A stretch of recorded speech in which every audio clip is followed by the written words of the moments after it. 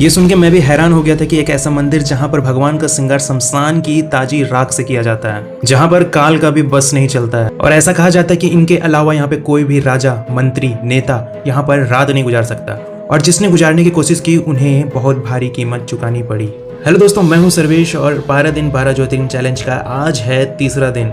अगर आप भी इस आध्यात्मिक यात्रा में जुड़ना चाहते हैं तो आपको कुछ नहीं करना है, बस यहाँ पे एक सब्सक्राइब का बटन है, उसे दबाइए और आप जुड़ सकते हैं इस आध्यात्मिक यात्रा में। तो चलिए जानते हैं उज्जैन के असली राजा का रहस्य। सदियों से ऐसी मान्यता है कि उज्जैन का केवल एक ही राजा है, महाकाल। विक्रमादित्य के काल से ही ऐसा नियम चला आ रहा है कि यहाँ पे कोई दूसरा शासक रात नहीं गुजार सकता। कहा जाता है कि कोई भी राजा या राजनीतिक नेता यहाँ पर रात गुजारता है तो उसका सिंहासन छिन जाता है या उसकी सत्ता चली जाती है। यहाँ तक कि पूर्व प्रधानमंत्री से लेकर राजनीतिक नेता तक ने इस खौफ के कारण यहाँ पर रात नहीं बिताई है।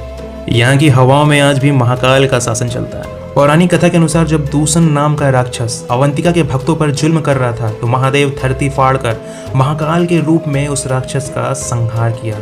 भक्तों के प्रेम के कारण महादेव यहाँ पर दक्षिण मुखी ज्योतिर्लिंग के रूप में हमेशा के लिए विराजमान हो गए, ताकि वे अपने भक्तों को अकाल मृत्यु से बचा सके। क्या आपको पता है कि साल 1234 में इल्तुतमिश ने मंदिर को पूरी तरह से तहस नहस कर दिया था, लेकिन कहा जाता है ना कि काल के काल को कौन मिटा पाया है। मराठा साम्राज्य ने इसका पुनर्निर्माण करवाया और आज का महाकाल लॉक कॉरिडोर इसकी दिव्यता को 4 चांद लगा रहा है। तो चलिए जानते हैं कि अगर आप यहाँ पर आने का सोच रहे हैं तो किन किन बातों का ध्यान रखें। नज़दीकी रेलवे स्टेशन की बात करें तो उज्जैन, नज़दीकी एयरपोर्ट की बात करें तो इंदौर एयरपोर्ट आपके लिए बहुत ही अच्छा ऑप्शन होने वाला है। अगर आप उज्जैन के महाकाल का दर्शन करने के लिए जा रहे हैं तो सुबह 4 बजे का भस्म आरती देखना बिल्कुल नहीं भूलिएगा।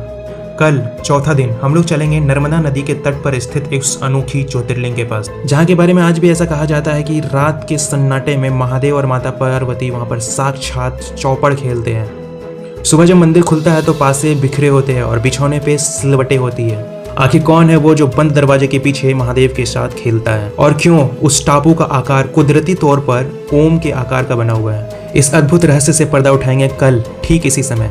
और अगर आप कल का वीडियो मिस नहीं करना चाहते तो अभी सब्सक्राइब करें और बेल आइकन दबा दें। जय श्री महाकाल। कल मिलते हैं उस चमत्कारी टापू पर।